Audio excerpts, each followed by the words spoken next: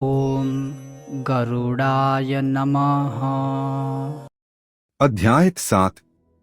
यमराज की राजधानी का वर्णन। 44 योजन बहुभिति शहर से दूर यमराज की महान नगरी पड़ती है।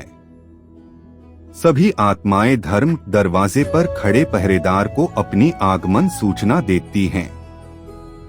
चित्रगुप्त अपने चमचमाते आसन पर विराजमान होते हैं। सब कुछ मालूम होते हुए भी वह सरावंश, यह ब्राह्म पुत्र हैं जो पूरे विश्व में चक्कर लगाते रहते हैं और दूर से ही मनुष्य चाहे किसी भी संसार में हो उसके सारे कर्मों का ब्यौरा तथा सूची तैयार करते रहते हैं। इनकी पत्नियां श्राविनिस मनुष्य की इच्छाओं और कल्पनाओं की सूची तैयार करती हैं। इस तरह मनुष्य के सब अच्छे बुरे कर्मों की सूची तैयार होती है और यह जानकारी चित्रगुप्त के पास जाती है। टिप्पणी। प्राचीन काल में बायो चिप का ज्ञान न होने के कारण ऐसा उल्लेख करके मनुष्य को एक भ्रम में रखा गया है। अब हम यह कह सकते हैं कि बायो चिप सूक्ष्म आत्मा के साथ जुड़ी रहती है और जिसमें से पूरी जानकारी लेने के लिए केवल यमराज ही सक्षम हैं। उस जानकारी के आधार पर पुनर्जन्म होता है। जिन आत्माओं के अच्छे कर्म होते हैं उन्हें स्वर्ग की ओर भेजा जाता है।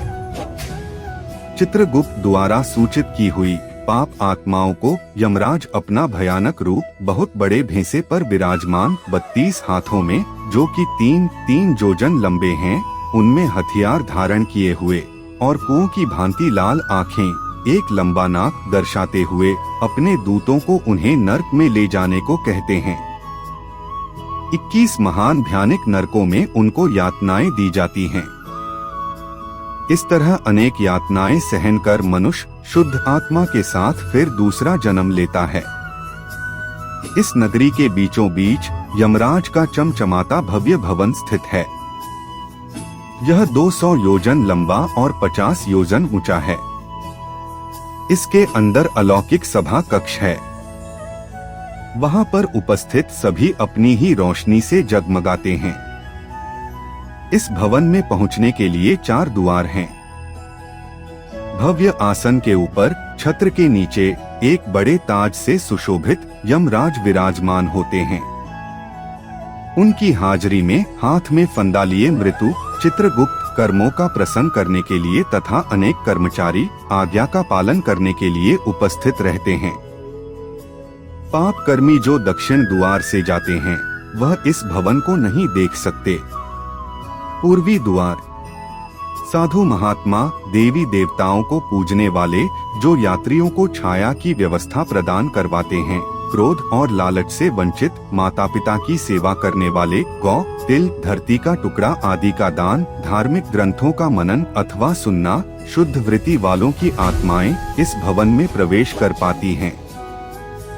उत्तर द्वार पीले संदल के वृक्षों से महकता हुआ यह रास्ता वेदों के ज्ञाता, मेहमानों का आदर सत्कार, देवी दुर्गा को पूजने वाले, शुभ कार्य करते हुए गति प्राप्त करना, बनारस में मृत्यु योग विद्या ग्रहण करते गति पाना, दुर्घटना वश पवित्र जल में डूब जाना, दान पुण्य करने वाले इस रास्ते से सभा भवन में प्रवेश करते हैं।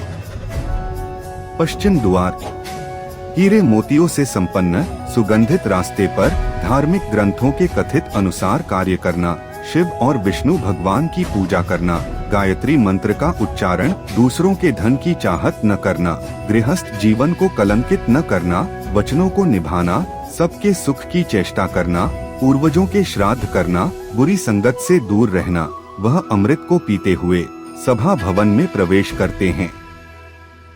यमराज इन सभी को आते देखकर अपने आसन से खड़े होकर सबका अभिनंदन करते हुए सबका स्वागत करते हुए कहते हैं कि आप सब नेक आत्माओं ने अपने सत्य कर्मों से यह देवलोक प्राप्त किया है। जिनको दुर्लभ मिलने वाला मनुष्य शरीर मिला फिर भी सत्य कर्म नहीं किए, वह नरक की भयानक आग में जलते रहेंगे। अब आप सब आत्माएं ब्रह्मा लोक को प्रस्थान कीजिए। यमराज के मधुर वचन सुनकर सब उनको नमस्कार कर बाहर प्रतीक्षा कर रहे अनेकों विमानों पर अपने कर्मों के अनुसार सवार होकर ब्रह्मलोक को प्रस्थान करते हैं। वहां कुछ युग बिताने के बाद स्वर्ग के भोग भोगते हुए फिर से अच्छे परिवारों में जन्म लेते हैं। धन संपत्ति से युक्त धार्मिक ग्रंथों के ज्ञाता लोक कल्याण करते हुए अपने सत्य कर्मों के आधार पर अलौकिक सभा भवन में प्रवेश करते हैं।